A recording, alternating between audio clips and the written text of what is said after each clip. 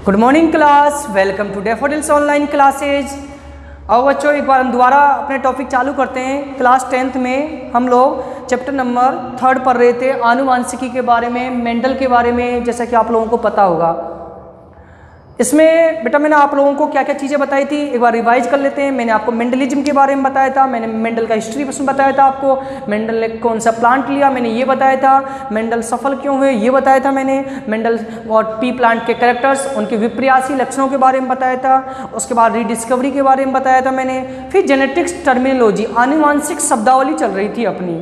और बेटा मैंने उसमें आपको जीन, युग्मविकल्पी, समयुग्मजीव, विषमयुग्मजीव, genotype, phenotype, dominant character, recessive character, monohybrid, dihybrid, trihybrid, polyhybrid तक मैंने आपको क्लियर करा दिया था। आई होप यू आप लोगों ने यहाँ तक लर्न भी कर लिया होगा। एक बात आपने देखा होगा, इस चैप्टर में काफ़ी सारे 1 नंबर क्वेश्चन बन रहे हैं, हर लाइन में क्वेश्चन बन रहा है।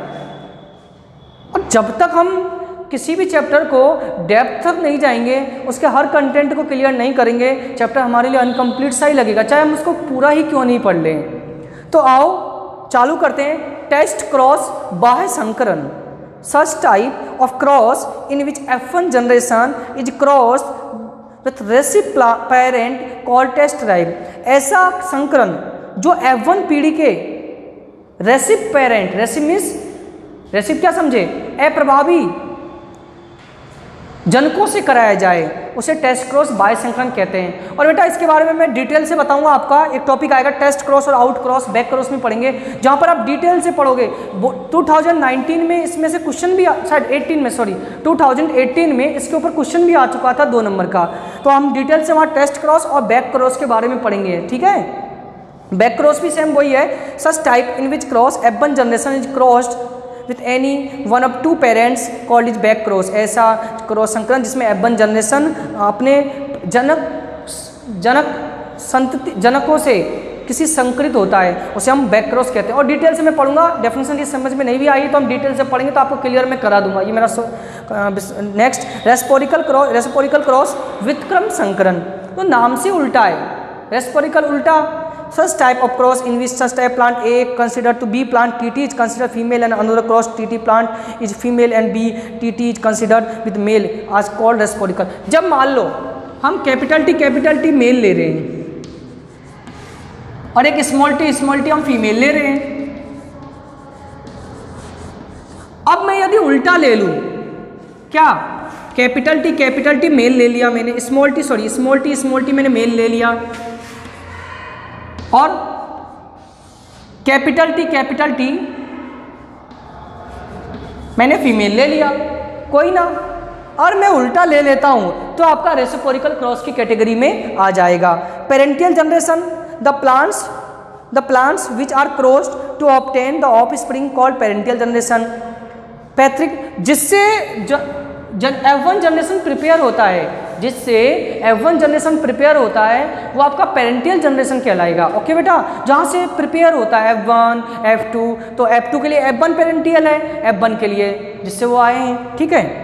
First field generation F1 generation, the offspring obtained from parent is called F1। Parent generation से जो नई जनरेशन आ रही है वो है F1, फिर उसके बाद F2 है, जो F1 से आएगी वो F2 कहलाएगी। Monohybrid ratio, the ratio between monohybrid called monohybrid ratio.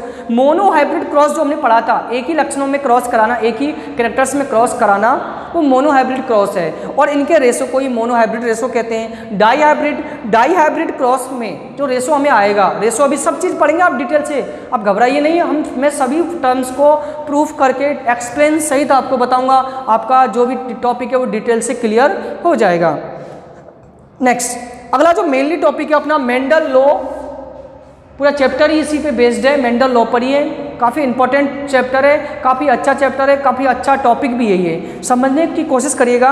Exam के लिए बहुत इंपॉर्टेंट है टॉपिक। जो बड़े क्वेश्चन आते हैं, बड़े से मेरा मतलब 2 या 3 नंबर के जो क्वेश्चन आएंगे वो इसमें से कन्फर्म आते हैं। छोटा सा टॉपिक भी है और एग्जाम के पॉइंट ऑफ व्यू से बहुत इंपॉर्टेंट है। तो आज मैं आपको सिर्फ इंट्रोडक्शन दे देता हूँ मेंडल लॉ के बारे में।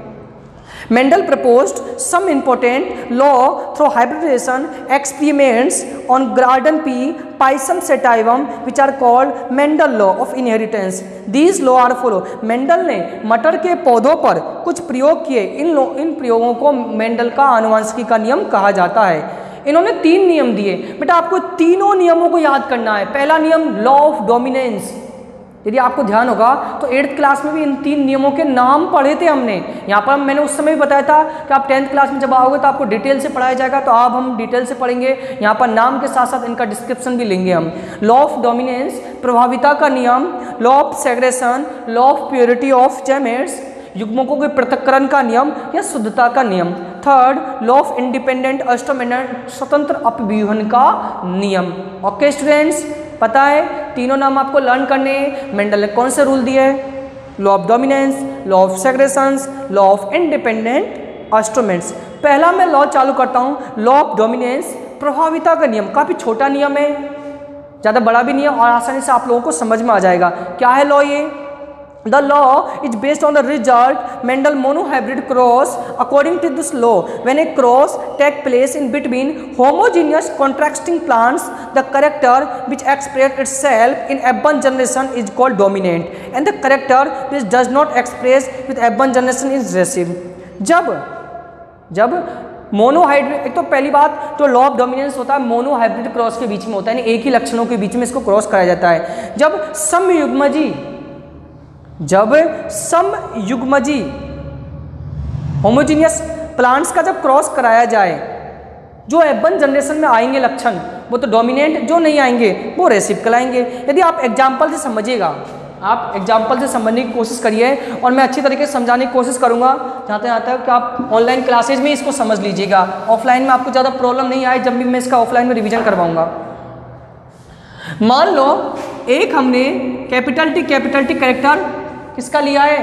टॉल प्लांट का। ये डोमिनेंट है, प्रभावी है। इसका मैंने रेसिव कैरेक्टर ले लिया, ये भी होमोजीनियस है लेकिन ये रेसिव है। अब मैं बेटा जब मैं इनमें क्रॉस कराऊंगा तो इनके एलिल्स को मैं अलग करता हूं, मैं इनके युग्मकों को अलग कर देता हूं। ये मैंने इसके युग्मक अलग किए और ये मैंने इसके युग्मक अलग किए। क्या यहां तक समझे आप लोग? एलिल्स को मैं अलग करूंगा, ठीक है, फिर इनका मैं क्रॉस कराता हूं तो फर्स्ट वाले का इससे होगा, दोनों का बारी बारी से, तो क्या आएगा? Capital T small T. फिर मैं इसका दूसरे से कराऊंगा, मैं capital T small T, sorry अब इसका देखो, इसका मैं इससे कराऊंगा कैपिटल टी स्मॉल टी, और इसका मैं इससे भी कराऊंगा cross capital T small T. आप देख पा रहे होंगे हमारे पास ये आपकी क्या थी? Parental generation. ये आपकी क्या है? F1 generation.